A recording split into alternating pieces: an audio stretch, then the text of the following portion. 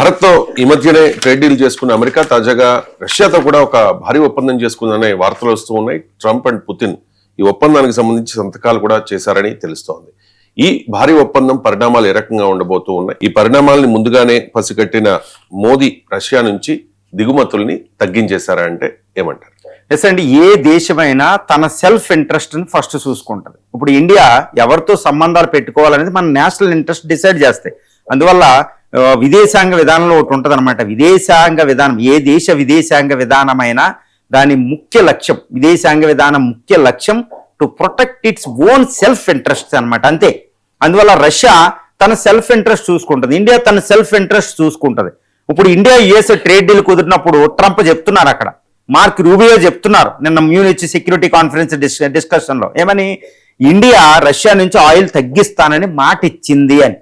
మన ఎస్ జయశంకర్ గారు ఏం చెప్తున్నారు, ప్రపంచంలో ఎక్కడ తక్కువ ఉంటే అక్కడ నుంచి తెచ్చుకుంటాం, మా ఎనర్జీ సెక్యూరిటీ ఇంపార్టెంట్, మేము 40 దేశాల నుంచి ఎనర్జీ తెచ్చుకుంటున్నాం, అందులో ఎక్కడ తక్కువ ఉంటే రష్యాలో తక్కువ ఉంటే రష్యా నుంచి, యుఎస్లో తక్కువ ఉంటే యుఎస్ నుంచి, ఇరాక్లో తక్కువ ఉంటే అక్కడ నుంచి, వెనిజులా తక్కువ ఉంటే అక్కడ నుంచి తెచ్చుకుంటాం. కాబట్టి మేము ఎవ్వరికి ఆయిల్కి సంబంధించి ఎటువంటి ప్రామిస్ చెయ్యము, ఇది మా విదేశాంగ విధానం, మా సెల్ఫ్ ఇంట్రెస్ట్, మా ఎకానమీ సస్టైన్ అవ్వాలి, అంతేగాని మేము రష్యా నుంచి తగ్గించుకుంటామని చెప్పం. రష్యా ఎక్కువ రేటుకి ఇస్తే అమెరికా తక్కువ, అమెరికా నుంచి తెచ్చుకుంటాం అని ఒక అద్భుతంగా ఎస్ జయశంకర్ గారు భారత ఎనర్జీ సెక్యూరిటీకి సంబంధించి విదేశాంగ విధానాన్ని ఒక అద్భుతంగా ఈ మ్యూనిచ్ సెక్యూరిటీ కాన్ఫరెన్స్ నిన్న జర్మన్ సిటీ మ్యూనిచ్ లో జరిగినప్పుడు ఆయన చెప్పేశారు.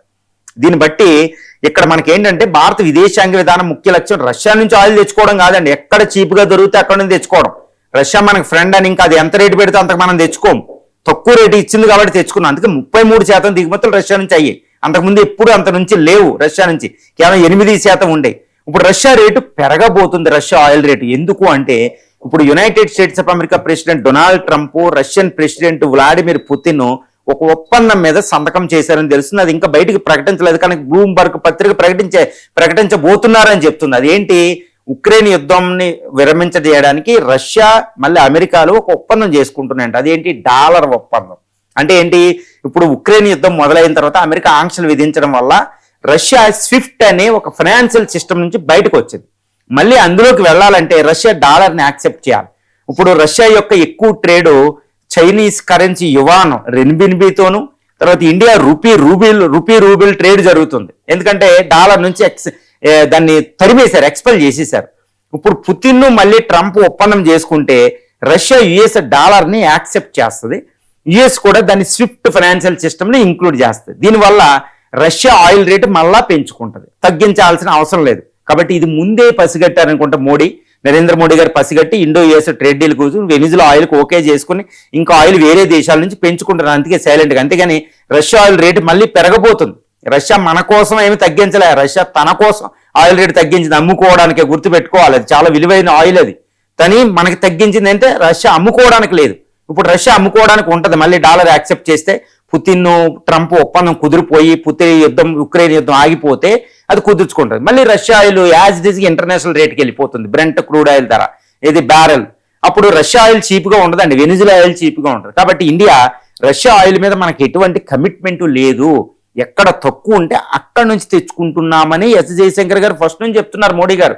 ఇప్పుడు అదే మళ్ళీ పునరావృతం. కాబట్టి మోడీ గారు ముందే పసిగట్టు ఉంటారు, ఉక్రెయిన్ యుద్ధం ఆగడం అనేది అనివార్యం.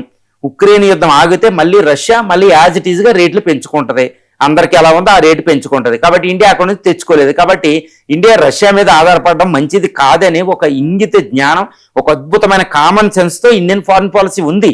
ఈరోజు ముందే పసిగట్టి ఇప్పుడు మళ్ళీ వెనిజులా నుంచి అన్ని దేశాల నుంచి. అంటే ఇక్కడ ఒకటి వినాలండి, ఇండియన్ ఎనర్జీ సెక్యూరిటీ, ఇండియా యొక్క విదేశాంగ విధానంలో మొట్టమొదటి ఏమే ఎనర్జీ సెక్యూరిటీ. ఎందుకంటే భారతదేశం బలహీనత ఎనర్జీ లేకపోవడం, గ్యాస్ పెట్రోల్ మీద ఎక్కువ ఆధారపడడం. మన భారతదేశం ఆయిల్లో 85% నుంచి 90% దిగుమతి చేసుకుంటున్నాం, దేశ ఉత్పత్తి చాలా తక్కువ. నేచురల్ గ్యాస్లో 60% వరకు దిగుమతి చేసుకుంటున్నాం. కాబట్టి ఈ నేచురల్ గ్యాస్ ఆయిల్ సప్లై మనకు ఆగిపోతే ఇండియన్ ఎకానమీ పడిపోతుంది, ఎంప్లాయ్మెంట్ పోవర్టీ అన్ని పడిపోతాయి, చాలా డేంజర్. కాబట్టి ఇండియా ఏంటంటే ఒక దేశం మీద ఆధారపడతలే. గల్ఫ్లో యుద్ధం వస్తే మనం ప్రాబ్లం ఫేస్ చేసాం 1991-72లో. కాబట్టి అలాంటి పరిస్థితి లేకుండా ఇప్పుడు 40 దేశాల నుంచి ఎనర్జీని దిగుమతి చేసుకుంటున్నాం. అందులో లాటిన్ అమెరికా, ఆఫ్రికా, ఉత్తర అమెరికా, అమెరికా నుంచి కూడా ఆఫ్రికా, యురేషియా, ఏషియన్ కంట్రీ అన్ని ప్రపంచంలో అన్ని దేశాలు అన్ని ఖండాల్లో ఉన్న 40 దేశాల నుంచి ఆయిల్ తెచ్చుకుంటున్నాం. కాబట్టి ఎవరి మీద ఎక్కువ ఆధారపడలే. ఒక ప్రాంతంలో యుద్ధం ఉంటే ఇంకో ప్రాంతం నుంచి వస్తుంది. దీంతో పాటు ఇండియా ఓవిఎల్ అని, Indian oil corporation, Reliance, Jindal ఇవన్నీ అక్కడ ఎనర్జీలో పెట్టుబడి పెట్టినాయి. మనం కూడా ఆయిల్ అసెట్స్ కొంటున్నాం.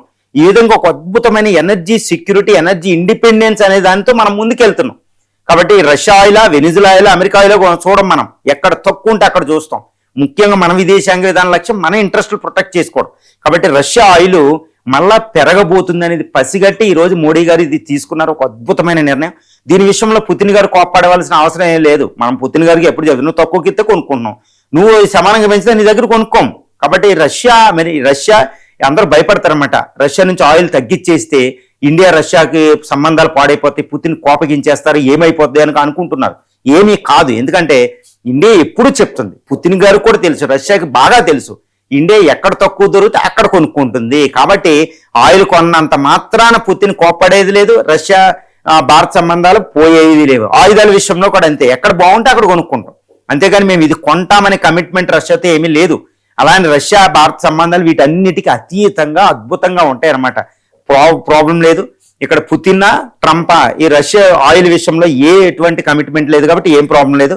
ఇప్పుడు పుతిన్ ట్రంప్ డాలర్ ఒప్పందం కుదరడం వల్ల ఒక బ్రిక్స్ కరెన్సీ లేట్ అయ్యే అవకాశం ఉంది. రష్యా మళ్ళీ అక్కడికి వెళ్ళడం వల్ల ప్రపంచంలో శాంతి వస్తుంది. ఉక్రెయిన్ యుద్ధం ఆగడం వల్ల ఇండియాకి బెనిఫిట్ ఏంటంటే ఇటు ఇంకా అమెరికా నుంచి మనకి ఎటువంటి ప్రాబ్లం ఉండదు.